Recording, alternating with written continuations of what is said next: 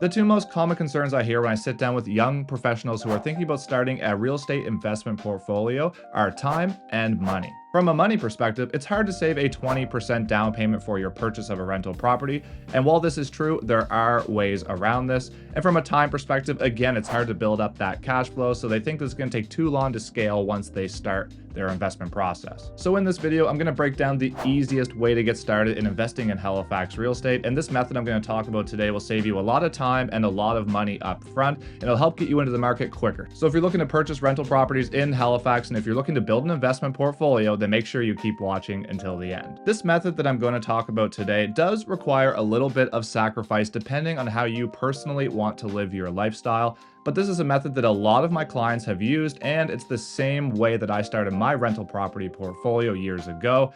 And it's really simple, it's really safe, and it will make a lot of sense to you. Now, just before I get into it, if you're new here, my name's Andrew Stevens, and I've been a realtor in Halifax for 9 years now. And if you're looking to be educated on the Halifax real estate market, then this is the channel for you. So go ahead and hit that like button and hit that subscribe button. If you want to book a call or a meeting with me to chat about the real estate market, or if you're thinking about making a move in Halifax, you can do so anytime in the Calendly link below in my description at a time when it's convenient for you. Okay, so if you're struggling to save a down payment for a rental property in Halifax and you really want to get into the market, then this is the best method for you to do so. And that is, you're going to purchase a multi-unit property first as your first property, and then you're going to move into it and owner occupy it. So let me break this down for you. So the general idea is that you're going to purchase a multi-unit property as your rental property, and that's going to be your first purchase, but you're going to owner occupy it. And there's two main benefits to doing this. And number one is it's going to save you a lot of money.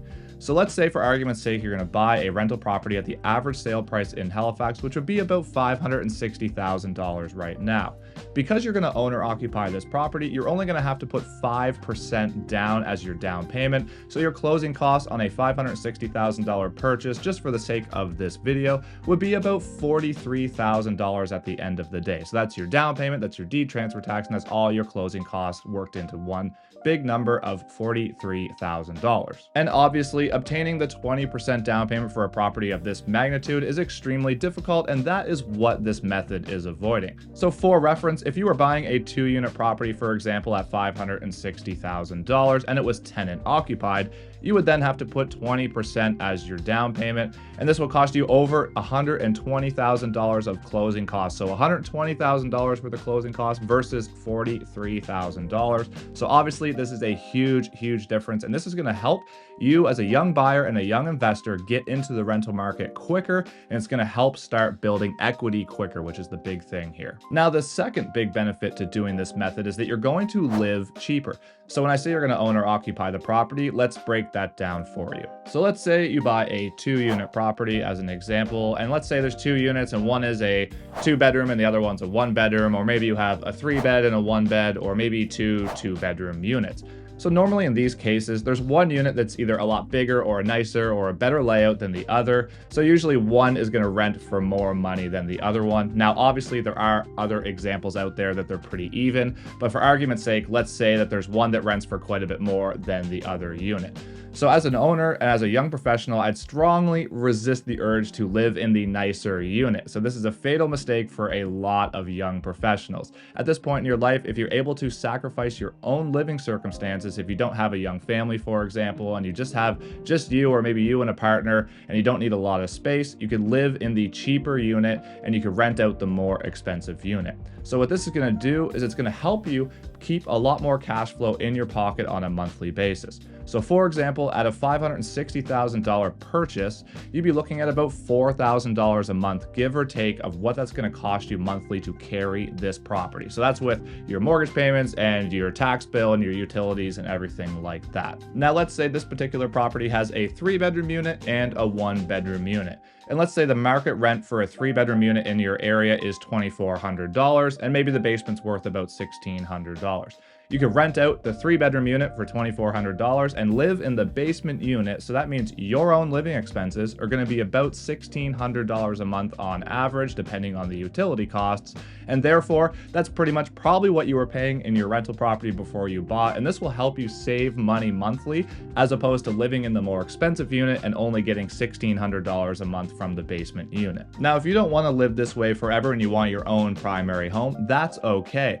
I'm strictly saying this method is a good way to get into the investment world, and then you can move on from there to buy your own primary residence, or you could buy another multi-unit property from that point. So in this example, let's fast forward 5 years down the road. So in 5 years, you would have about $62,000 paid off of your mortgage, and in total, you would have about $120,000 worth of equity in this property if it grows on average 2% per year, year over year in that 5-year period. And to be honest, 2% is a pretty modest average. So in the last 43 years in Halifax, the average has been about 5% growth year over year. So if it grew 5% year over year, which may be a big number, but let's say it is possible, then you would have about $215,000 worth of equity at the end of your 5-year period. So either way, even if it's minimal at 2% every year, you're still at about $120,000 after 5 years, which is a great investment. So at the end of this 5-year period, or maybe even sooner if you have equity built up a lot faster, you could refinance this property and pull cash out for a down payment on another property. So that could be your primary residence as a single family home, or in that case, you could also buy another multi-unit family and keep scaling from there. So because you're moving from your rental property to a primary residence and you're going to own or occupy this home, whether it's a 2-unit or a 1-unit property, then you could still just put 5% down going forward on that next property. And again, it's going to save you a lot of money instead of trying to save up 20% for a down payment. The other beauty is where you're living cheap because you're living in the cheaper unit, maybe you have the ability to save up that down payment in a 5-year period, or maybe even less than that. And then you don't even have to refinance the property. You could keep your equity in your rental property, use your own cash to buy your next property, and then you now have a rental property sitting there that you can fully rent out, and then you've moved to your primary residence or maybe another multi-unit property from there. The beauty of this is with the current rental numbers, if your rents are at average market rent, then you're probably going to break even on that first property monthly after you move out of it, or you might even make money on top of it. So if it cash flows, then you could take that cash flow and put it towards your monthly expenses on your own home going forward. As a real life example to this, when I started my investment portfolio, I bought my first property and it was a 2-unit property in Halifax.